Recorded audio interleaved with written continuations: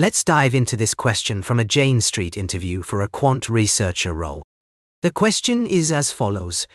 You throw 1,000 darts. Each dart independently has a 50% chance of scoring. The first 500 darts, if they score, are each worth 1 point. The next 500 darts, if they score, are each worth 3 points. If you ended up with exactly 15 fifth points, what is the most likely number of 3-point darts you hit?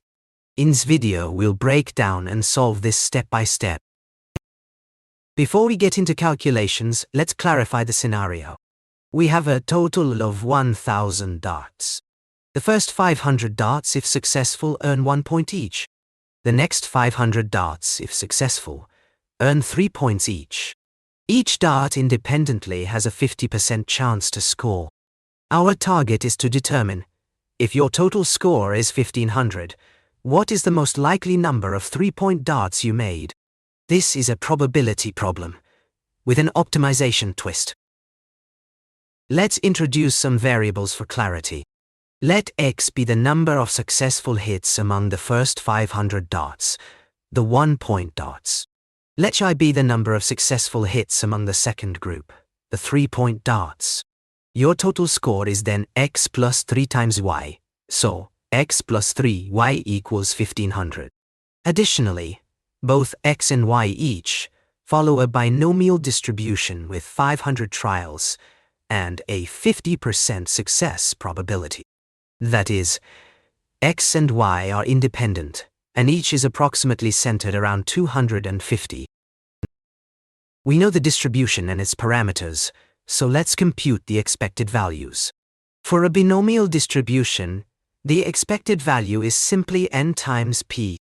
Applying this, the expected value for both X and Y comes out to be 250. From there, we can calculate the total expected score, which comes out to 1,000 points. Our actual score is 1,500, which is 500 points higher than expected. We want to find the most likely value of, given that X plus 3 times Y is equal to 1,500, with both X and Y being less than or equal to 500. We can write the joint probability of X and Y as P of XY is equal to 500. Choose X times 0.5 to the power 500 times 500. Choose Y to the power 5 to the power 500. We can then replace the X with 1,500 minus 3Y to get a function of Y. This is our likelihood function. Now we'll use maximum likelihood estimation method. Our goal is to find the value of Y which will maximize this function. But it's not easy to estimate this directly.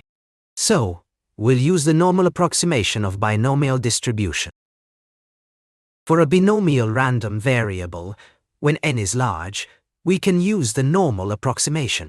We know the mean and variance of X and Y, so we can write the expression for PDF of X and Y, ignoring the constant part, as shown here. Since X and Y are independent, the joint PDF will be product of P of X and P of Y.